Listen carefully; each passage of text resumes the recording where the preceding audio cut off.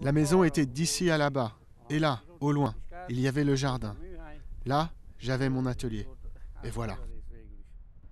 Laszlo et Piroska Nioma ont tout perdu. Le 4 octobre 2010, la digue du réservoir de l'usine d'aluminium MOL rompait. Des flots de boue toxiques se déversaient alors sur les villages de Kolantar et d'Evetcher, emportant tout sur leur passage. Bilan, 10 personnes tuées, une centaine de blessés et plus de 10 km² totalement dévastés. On est sorti de la maison et les gens hurlaient qu'une inondation arrivait. On est allé dehors pour voir. Et au bout de la rue, on a vu arriver les flots. Ça faisait un son. Chut. Tout le monde est alors vite rentré.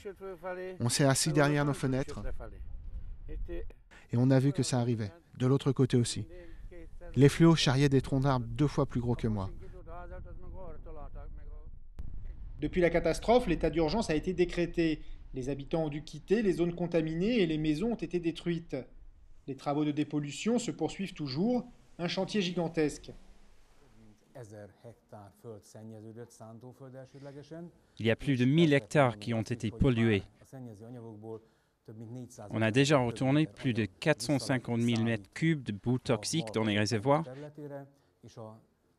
et on a déjà transporté plus de 30 000 mètres cubes de déchets et de ruines.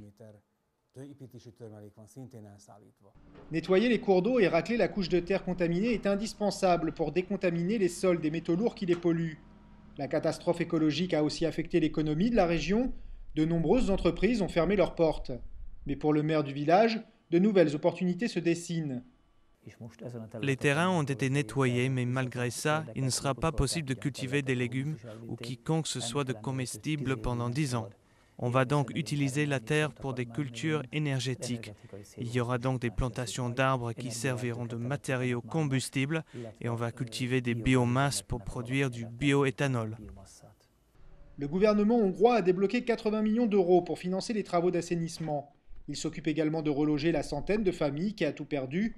Au-delà d'un simple toit pour s'abriter, c'est l'espoir d'une vie nouvelle qui sort de terre.